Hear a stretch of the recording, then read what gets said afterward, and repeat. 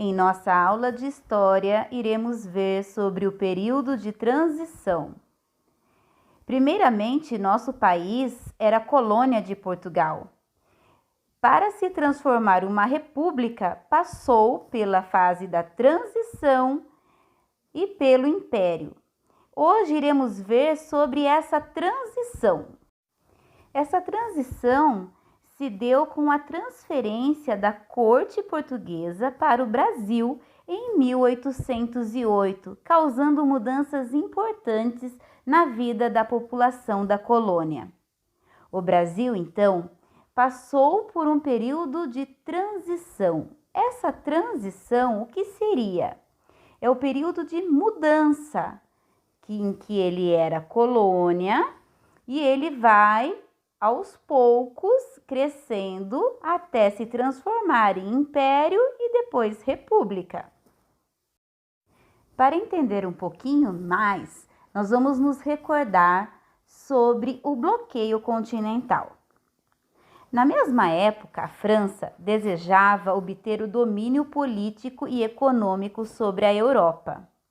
Para isso, daria início a guerras com vários países deste continente. A França sentia que os seus planos estavam sendo ameaçados pela Inglaterra. Sob o comando de Napoleão Bonaparte, tentaria impedir que os produtos industriais ingleses fossem vendidos aos demais países europeus. Para tanto, decretou o bloqueio continental, determinando o fechamento dos portos à Inglaterra. Lembrando que naquela época, todo o comércio entre os países eram realizados através dos continentes, que chegavam nos navios os produtos que eram exportados de outros países.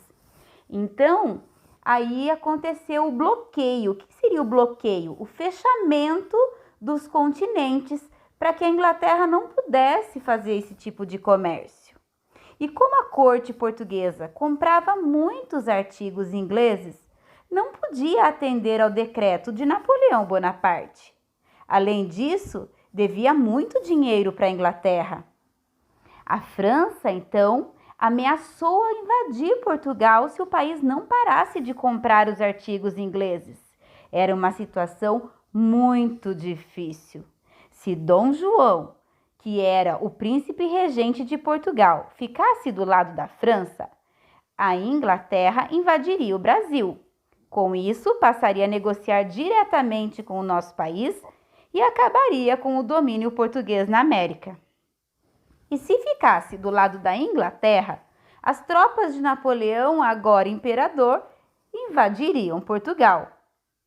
Como a Inglaterra não desejava enfraquecer seu comércio com Portugal e principalmente com o Brasil, fez uma proposta a Dom João: transferir a família real portuguesa para cá, sob a proteção de navios ingleses.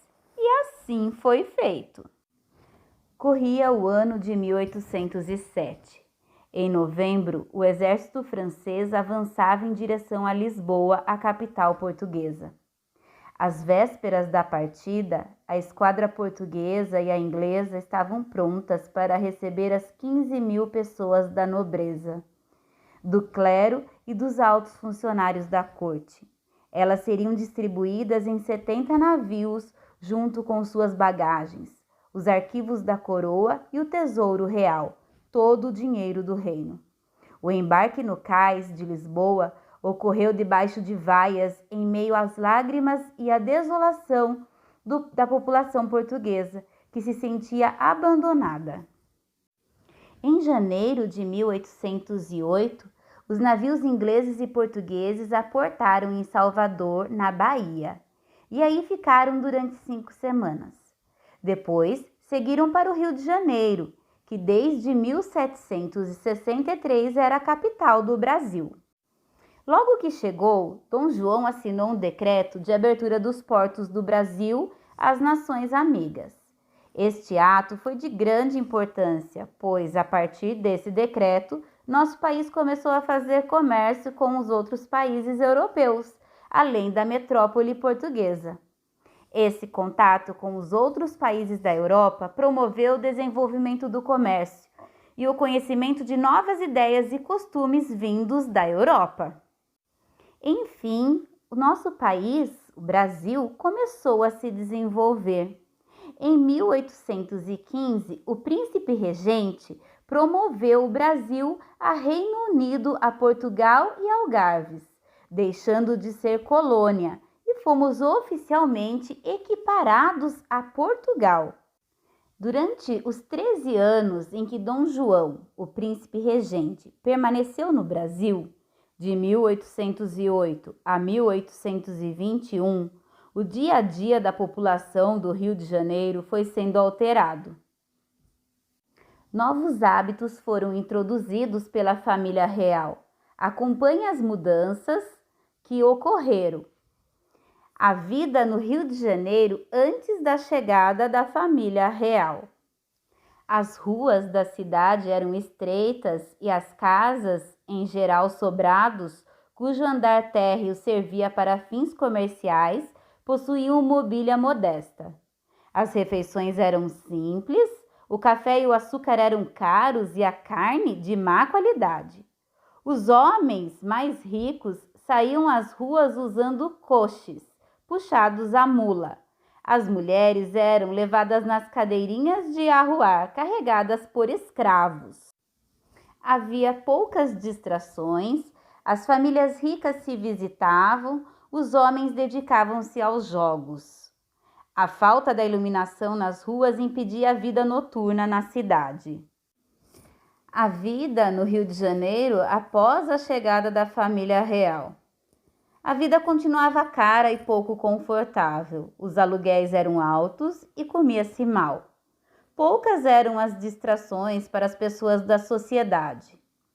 No entanto, os salões de baile começaram a ser decorados com gosto francês e móveis de origem inglesa e francesa.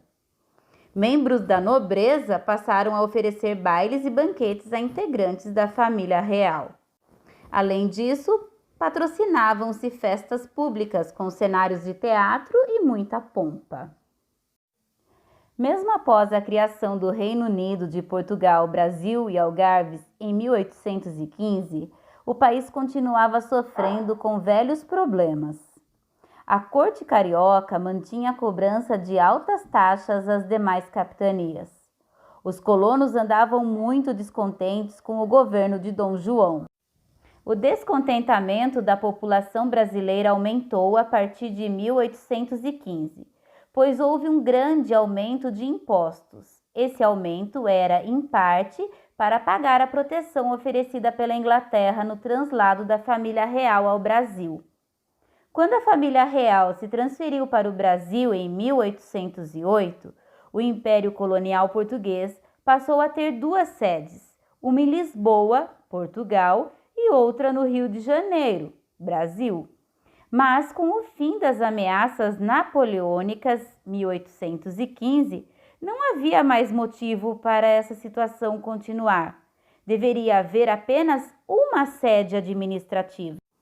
Se a sede administrativa fosse instalada no Brasil, Dom João deveria permanecer aqui em nosso país.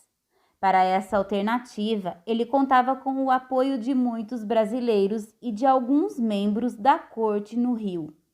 Já os portugueses de Lisboa queriam a sua volta a Portugal. Estava difícil obter um acordo entre esses dois grupos. Com a morte de sua mãe, Dona Maria, em 1816, Dom João tornara-se rei de Portugal, com o título de Dom João VI.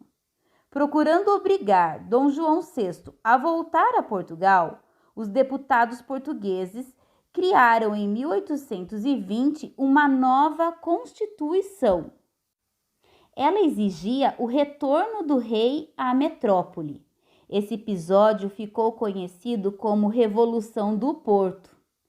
Não suportando as pressões, Dom João VI resolveu voltar a Portugal no dia 25 de abril de 1821. Partiu acompanhado por vários membros da sua corte, mas deixou no Brasil seu filho Dom Pedro como príncipe regente.